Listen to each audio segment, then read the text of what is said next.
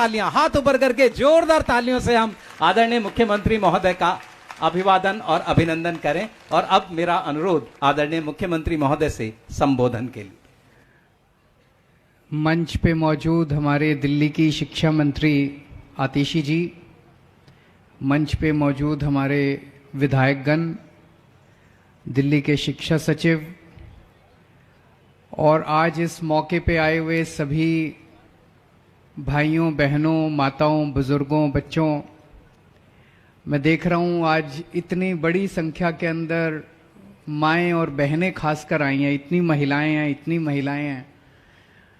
बच्चों की पढ़ाई की चिंता माँ बाप दोनों को होती है, लेकिन माँ को ज़्यादा होती है। 24 घंटे मेरे को याद है, जब मैं भी छोटा था मेरी माँ मेरे पीछे लगी रहती थी, मेरे को पढ़ाया करती थी। पिताजी तो शाम को आते थे, पूछ लेते थे, हाँ भाई ठीक ठाक चल रहा है, हाँ जी ठीक ठाक चल रहा है, लेकिन माँ जो है वो बच्चे का बहुत ख्याल रखती है। तो आज इतनी बड़ी संख्या के अंदर माएँ और बहनें आई हुई हैं और मैं समझता हूँ कि वो इस मौके में शिरकत करने के लिए आई हैं कि जब उनके बच्चों का स्कूल जो है वो बहुत शानदार बनने जा रहा है। आज उसकी आधारशिला रखी गई है। मैं समझता हूं पढ़ाई का स्तर तो पहले से ही बहुत अच्छा हो गया यहाँ पे। जैसे अभी आतिशी जी बता रही थी कि यहाँ पे पढ़ाई का स्तर इतना ऊंचा हो गया कि फ्रेंच, जर्मन, जापानीज और स्पेनिश 4 विदेशी भाषाएं पढ़ाई जाती हैं। मैं चैलेंज करता हूं पूरे दिल्ली में जितने इतने बड़े बड़े प्राइवेट स्कूल हैं, आप उठा के देख लो, ये चारों लैंग्वेज अगर किसी और स्कूल में पढ़ाई जाती हो तो मैं अपना नाम बदल लूंगा। किसी स्कूल में नहीं पढ़ाई जाती, आपके बच्चे के स्कूल में अब सरकारी स्कूल में पढ़ाई जाती है। कितना बड़ा बदलाव आ गया। और अब इसकी बिल्डिंग भी सुधर जाएगी। अभी तक तो थोड़ी बिल्डिंग मैं देख रहा था, जैसे वो टिपिकल सरकारी स्कूल होते हैं वैसे सरकारी स्कूल टाइप बिल्डिंग है, लेकिन अभी तक विदेशी भाषाएं पढ़ा रहे थे, अब विदेशी बिल्डिंग भी बनाएंगे।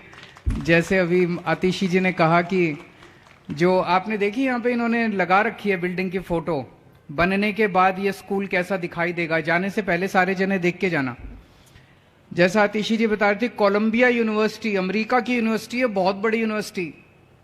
कोलंबिया यूनिवर्सिटी जैसा स्कूल दिखाई देगा आपके बच्चों का, ऐसे लगेगा जैसे आपका बच्चा कोलंबिया यूनिवर्सिटी से पढ़ के आया है।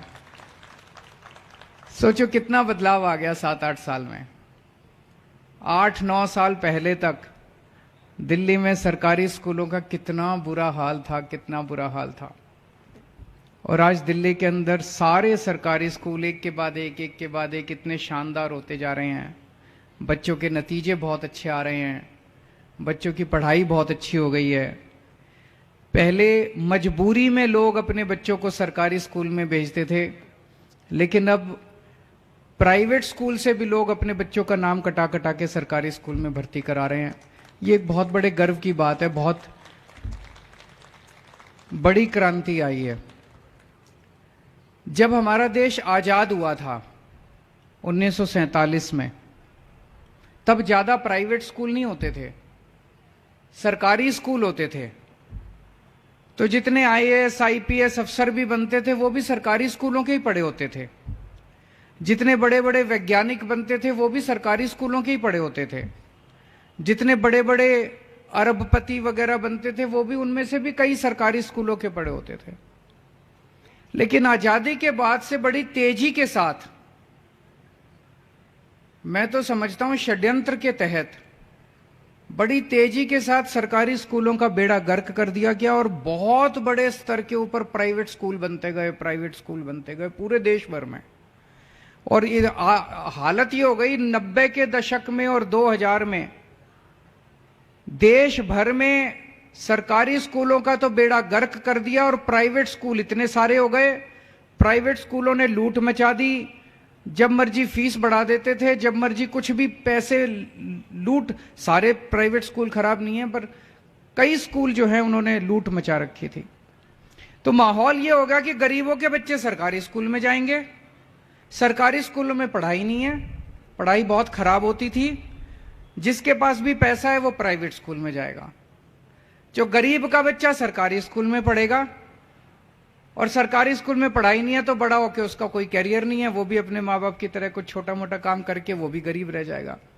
तो ऐसा एक वो बन गया कि गरीब का बच्चा गरीब रहेगा, अमीर का बच्चा अमीर बनेगा, पैसे वाले का बच्चा बड़ा होकर कुछ डॉक्टर इंजीनियर बनेगा, गरीब का बच्चा जो है वो गरीबी में जिएगा। इस माहौल को बदला है पिछले 8 साल के अंदर। अब सरकारी स्कूलों के बच्चे वो भी बड़े बड़े सपने देखने लगे हैं। सरकारी स्कूलों के बच्चे भी डॉक्टर, इंजीनियर, वकील, आईएएस, आईपीएस बनने लगे हैं। मैं आईआईटी से पढ़ा हूं। आईआईटी देश का सबसे बड़ा इंजीनियरिंग कॉलेज है। आईआईटी में एडमिशन लेने के लिए बड़ी मुश्किल होती है। मैं आईआईटी से पढ़ा था, मेरे को पता है कितना मुश्किल होता है। अब हमारे सरकारी स्कूलों के, दिल्ली के सरकारी स्कूलों के बच्चे आईआईटी में जा रहे हैं। मेरे को बड़ा अच्छा लगता है कि जिस कॉलेज से मैं पढ़ा उस कॉलेज में अब हमारे सरकारी स्कूलों के बच्चे जा रहे हैं। अब हमारे सरकारी स्कूलों के बच्चे ऑल इंडिया मेडिकल में एडमिशन, ऑल इंडिया मेडिकल का सबसे बड़ा कॉलेज है, वहां पे एडमिशन ले रहे हैं। तो बहुत बड़ी क्रांति आई है ये। और पिछले 8 साल के अंदर दिल्ली में ये जो क्रांति आई है, इस क्रांति के पीछे एक ही शख्स है, मनीष सिसोदिया।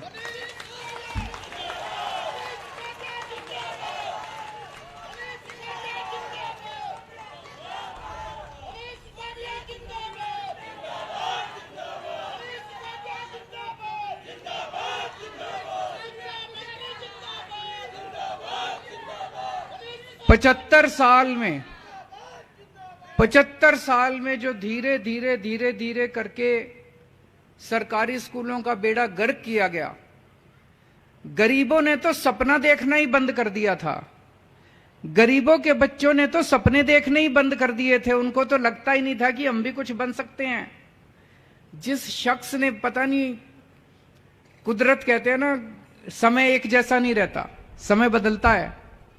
तो अपने देश का भी समय बदल रहा था। देश की किस्मत थी कि मनीष सिसोदिया जैसा शख्स आया और उसने दिल्ली के अंदर ये शिक्षा क्रांति करके दिखाई। और आज दिल्ली की देखा देखी पूरे देश में गरीबों के बच्चे सपने देखने लगे हैं। उनको लग रहा है एक दिन हमारे राज्य के अंदर भी ठीक होगा सब कुछ। उस राज्य के लोग सोचते हैं एक दिन हमारे यहां भी अब स्कूल ठीक होंगे, हमारे यहां भी स्कूल ठीक होंगे, जैसे दिल्ली में हुए हमारे भी स्कूल ठीक होंगे। पूरे देश के अंदर एक उम्मीद पैदा हुई है। तो दिल्ली के अंदर जो काम हुआ वो मनीष सिसोदिया जी ने किया। लेकिन स्कूलों को ठीक करने वाले को भी इन्होंने जेल में डाल दिया। बताओ, स्कूलों को ठीक करने वालों को, गरीबों के बच्चों को पढ़ाने वालों को कौन जेल में डालता है? कहते हैं मनीष सिसोदिया ने भ्रष्टाचार करा। मैंने कहा जी, भ्रष्टाचार करने वाला तो रात को बैठ के जो भी पैसे कमाएगा, करोड़, 2 करोड़, 100 करोड़, 200 करोड़, वो रात को बैठ के दारू पिएगा, गलत काम करेगा। मनीष सिसोदिया रोज सवेरे 6 बजे उठ के सरकारी स्कूलों का दौरा करने जाते थे। स्कूलों में ठीक ठाक चल रहा है सब कुछ। बताओ, ऐसा कौन सा भ्रष्टाचारी आदमी है जो सवेरे 6 बजे उठ के सरकारी स्कूलों के दौरे करने जाता है? हो सकता है कोई? कोई भ्रष्टाचारी आदमी बच्चों के स्कूलों के लिए काम नहीं करता। कोई भ्रष्टाचारी आदमी दौरे करने नहीं जाता सरकारी स्कूलों के। पर यह भी है कि जब आप सच्चाई के रास्ते पे चलते हो, सच्चाई का रास्ता बहुत मुश्किल है, बहुत कांटे हैं, बहुत कांटे हैं। हम भी अगर, आम आदमी पार्टी वाले भी पैसे खाने शुरू कर देते, गलत काम करने शुरू कर देते, थोड़े बहुत इनको पहुंचा देते, ये भी खुश रहते। कहां मनीष सिसोदिया को जेल में डालते, इनका भी पेट भरा रहता। लेकिन हमने ऐसा करना नहीं था। हमने तो सच्चाई के रास्ते पे चलना था। तो जब आप सच्चाई के रास्ते पे चलते हो तो बहुत कठिनाइयां आती हैं। सारी असुरी शक्तियां, भगवान राम को नहीं छोड़ा इन्होंने, 14 वर्ष वनवास भेज दिया। इतिहास उठा के देख लो, जितने महापुरुष हुए किसी को नहीं बख्शा। सारी असुरी शक्तियां, सारी भ्रष्टाचारी ताकतें सारी इकट्ठी हो जाती हैं और उस आदमी के पीछे पड़ जाती हैं कि इसको रोको, इसको रोको, इसको रोको। ये बच्चों को कैसे पढ़ा रहा है? बच्चे पढ़ लिख गए तो ये बच्चे बड़े होकर बड़ी दिक्कत हो जाएगी। तो जो लोग इस देश के अंदर तरक्की नहीं चाहते, जो लोग इस देश के अंदर गरीबों के बच्चों को पढ़े और लिखे नहीं देखना चाहते, वो सारे इकट्ठे हो गए, उन्होंने पकड़ के मनीष को जेल में डाल दिया। राजा हरिश्चंद्र की कहानी सुनी आप लोगों ने? सुनी है? कितना बड़ा राजा था, कितना सत्यवादी राजा हरिश्चंद्र कहते हैं हम लोग, कितना बड़ा राजा था। कहते हैं कभी झूठ नहीं बोला उन्होंने, इसीलिए कहते हैं सत्यवादी राजा हरिश्चंद्र की। सत्य बोलेंगे चाहे जान चली जाए, चाहे राजपाट चला जाए। उसकी वजह से उनका पूरा राजपाट चला गया, सत्य बोलने की वजह से। और हम सुनते हैं कि कैसे उनके बेटे की मौत हो गई, और जब उनकी पत्नी जो है शमशान घाट पे अपने बेटे को जलाने के लिए गई, तो वहां पे राजा हरिश्चंद्र जो है उनका राजपाट चला गया था, शमशान घाट की जिम्मेदारी उनकी थी, लेकिन उन्होंने अपनी पत्नी से अपने बेटे का भी कर लेने से नहीं छोड़ा। ये हालत हो गई थी। तो प्रकृति जो है सत्य बोलने वालों की परीक्षा लेती है। भगवान जो है वो सत्य बोलने वालों का, सच्चाई के रास्ते पे चलने वालों की परीक्षा लेता है। हर एक की जिंदगी में ऐसे पल आते हैं जब भगवान कड़ी परीक्षा लेता है। मनीष जी की भी परीक्षा ले रहे हैं भगवान, और मुझे पूरा यकीन है कि मनीष जी जैसे अब आपके बच्चों के नंबर अच्छे आते हैं, आपकी तरह बच्चों की तरह अच्छे नंबर लेके परीक्षा में पास होंगे, और भगवान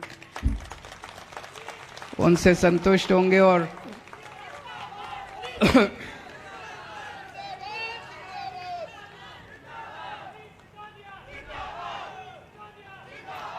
आज यहां का नई बिल्डिंग बनने का फाउंडेशन, आधारशिला तो मैं और अतिशी जी रख रहे हैं।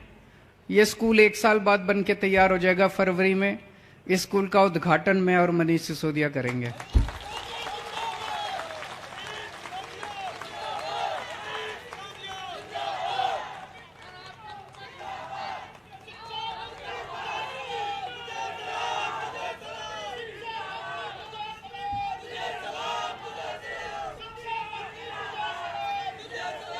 आप सबके बच्चे खूब, मैं अभी अतिशी जी से बात कर रहा था, इस स्कूल में लिफ्ट भी लगेगी।